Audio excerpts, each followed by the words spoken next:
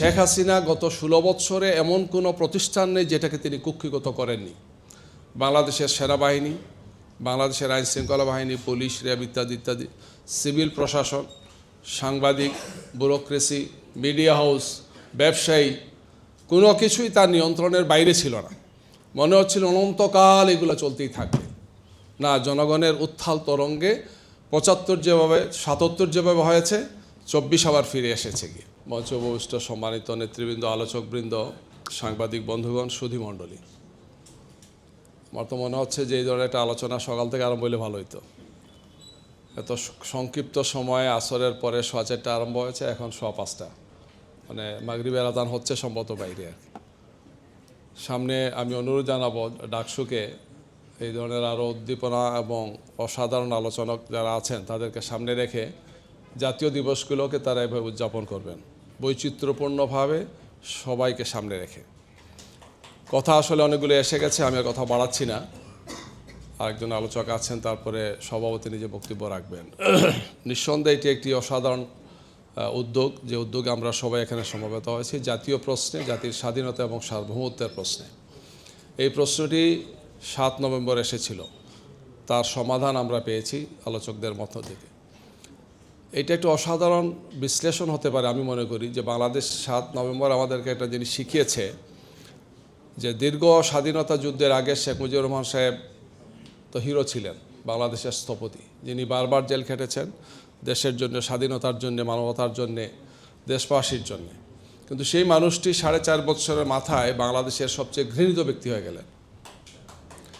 সবচেয়ে ঘৃণিত ব্যক্তি শুধু হলেন না, বাংলাদেশের সবচেয়ে বড় ক্ষতিকর প্রাণীও তিনি হলেন। আমার কাছে শেখ হাসিনার চেয়ে শেখ মুজিব আরও ভয়াবহ ক্ষতির কারণ। তিনি বাংলাদেশকে ধ্বংস করেছেন, স্বাধীনতাকে ধ্বংস করেছেন, গণতন্ত্রকে ধ্বংস করেছেন, সংবিধানকে ধ্বংস করেছেন, সবগুলো রাজনৈতিক দলকে ধ্বংস করেছেন, তার দলকে তিনি ধ্বংস করেছেন। পরিণাম 75-এর মধ্যে 75 ঘটেছে গিয়ে, 2 বছরের মাথায় গিয়ে 77 এসছে, যেটা আজকের এই দিনটি হয়েছে গিয়ে। এখানে আরেকটি বৈচিত্র্য হয়েছে যে যিনি রাজনীতি এবং গণতন্ত্রের প্রশ্নে আপোষহীন ছিলেন, তিনি খলনায়ক হয়ে গেলেন। বাংলাদেশের ইতিহাসে না, পৃথিবীর ইতিহাসের সবচেয়ে একনায়ক শাসক তিনি হলেন। আবার দেশবাসীর কাছে আরেকজন ব্যক্তি যিনি রাজনীতি করেন নাই, ক্যান্টনমেন্টে ছিলেন, দেশের সেনাপ্রধান ছিলেন, তিনি এসে জনগণের নেতা হয়ে গেলেন।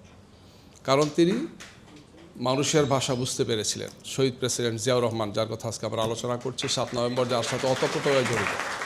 এটি বাংলাদেশের রাজনীতির একটি অসাধারণ বৈচিত্র্য, একটি অসাধারণ সৌন্দর্য। এটি আমাদেরকে 24 বুঝতে হলে এটাকে বুঝতে হবে। এই দেয়ালের লেখাগুলো আমাদেরকে বুঝতে হবে। এই দেয়ালের লেখা শেখ মুজিবুর রহমান বুঝতে পারেন নাই, কিন্তু জিয়াউর রহমান সাহেব বুঝতে পেরেছিলেন। জনগণের নেতা তিনি হতে পেরেছেন। রাজনীতি করেন নাই, কিন্তু অসাধারণ একজন রাজনীতিবিদ হয়ে গিয়েছেন। তিনি তার সময়কে উপভোগ করেছেন, তিনি তার সময়কে নেতৃত্ব দিয়েছেন, তার কন্ট্রোলে তিনি নিয়েছেন। এটি অবশ্যই আজকে আমাদের ছাত্র এবং বুদ্ধিজীবী চিন্তাবিদ যারা আছেন তাদেরকে ভাবতে হবে গিয়ে। 24 আমাদেরকে সে কথাটাই আবার স্মরণ করিয়ে দিচ্ছে যে আজকের বাংলাদেশ কেন আবার এত বড় একটা অভ্যুত্থান হলো, গণ অভ্যুত্থান হলো। শেখ হাসিনা গত 16 বছরে এমন কোনো প্রতিষ্ঠান নেই যেটাকে তিনি কুক্ষিগত করেননি।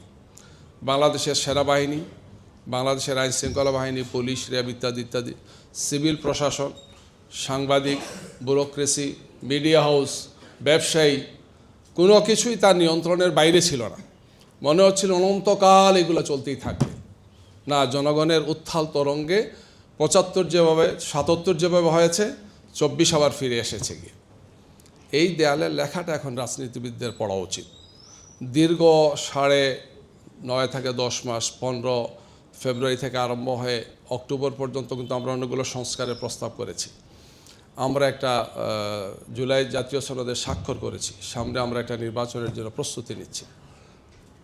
এই সমস্ত বিষয়গুলো আমাদের সামনে চিন্তার বিষয়। এগুলা যদি আমরা আবারও স্বৈরশাসক ফেসিবাদকে আমরা ঠেকাতে চাই, এই ধরনের একদলীয় ব্যবস্থা বা এক ব্যক্তির শাসন, তাহলে অবশ্যই এই জন আকাঙ্ক্ষাকে আমাদেরকে বুঝতে হবে এবং সেটাকে পূরণ করতে হবে।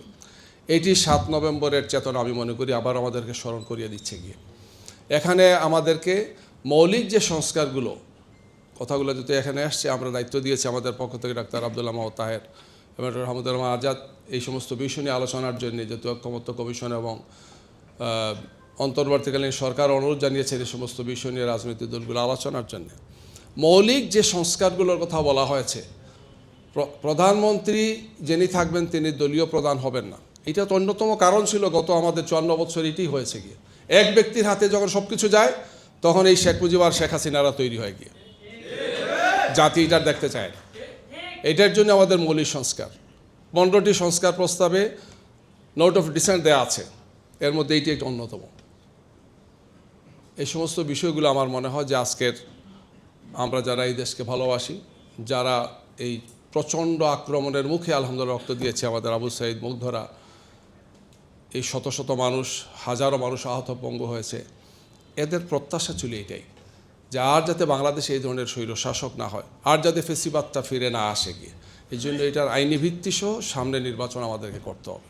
তাইলে আশা করা যায় যে এই সিস্টেম আমাদেরকে কমপক্ষে স্বৈরশাসক রূপে গিয়ে বাংলাদেশ 7 নভেম্বরকে স্মরণ করছে, বাংলাদেশ 24-এর 5 আগস্টকে স্মরণে রাখবে, যে স্বৈরশাসকদের কবরের তাদের কবর রচিত হয়, তাদের কফিনের সবচেয়ে বড় পেরেক ঠুকে দেওয়া হয়েছে, জনগণ পেট ঠুকে দিয়েছে, যে এইভাবে কুক্ষিগত করে সমাজ, রাষ্ট্র, অর্থনীতি, ব্যাংক ব্যবস্থা, প্রশাসন, জুডিশিয়ারি সব কিছুকে কুক্ষিগত করে একটা সার্টেন টাইম হতো তাকে বেঁচে থাকতে পারেন, তিনি কিছু উপভোগ করেন, একটা সময় আসে তাকে তার চূড়ান্ত মূল্য দিতে হয়, যে চূড়ান্ত মূল্য শেখ হাসিনা দিয়েছেন।